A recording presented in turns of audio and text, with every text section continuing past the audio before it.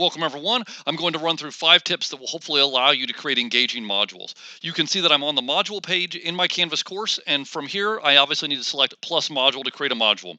Here's the first tip. Make sure that you name your module something that is going to be very obvious to you and to the students. So I'm going to call mine Exploring Volcanoes, as the theme of my sample class centers around volcanoes. And the second tip is to add an emoji.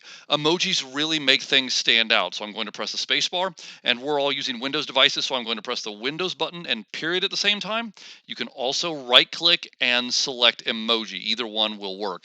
But once I'm there, I'm going to simply type what I want. So if I start to type volcano, it will appear. So there's the volcano. So I'm going to call this Exploring Volcanoes. I'm going to add the module. As always, that module will add at the bottom of the page. So I have to scroll to the bottom of the page, and now I can see the module that I just created. Once I've created my module, I want to create headers that will allow me to chunk the content within the module so it is obvious to students how the material is grouped. So to do that, I'm going to press the plus button on the module that I just created, and I'm going to select the drop down that defaults to assignment. I'm going to choose text header. Now for my particular module, I have 3 areas that I'm going to chunk the content in. I'm going to have background information, assignments, and an assessment. So I'm going to call this background information. And I don't necessarily like to type in all caps. However, sometimes I do that so it stands out a little bit. And I also like to give this an emoji. So again, pressing the Windows button and period at the same time.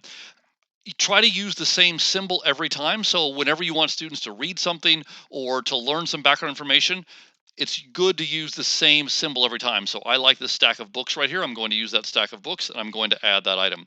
Notice it's added in right here. And I'm going to repeat that process also for assignments and for assessments.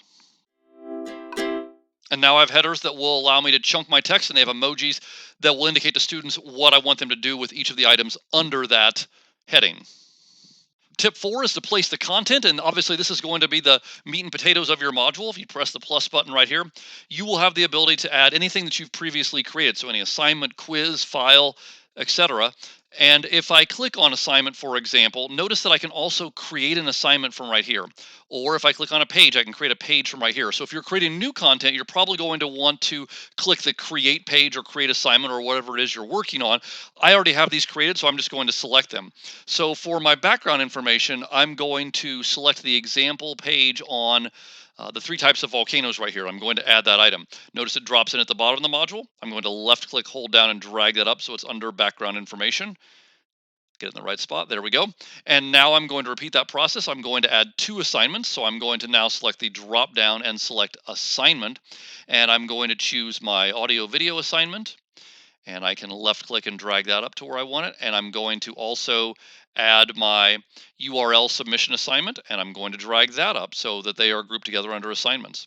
And now the last thing is to add that assessment, which is going to be one of my quizzes that I've created. So I'm going to select I'll do the new quiz as the example quiz. And now I have added all the resources that I need for this module.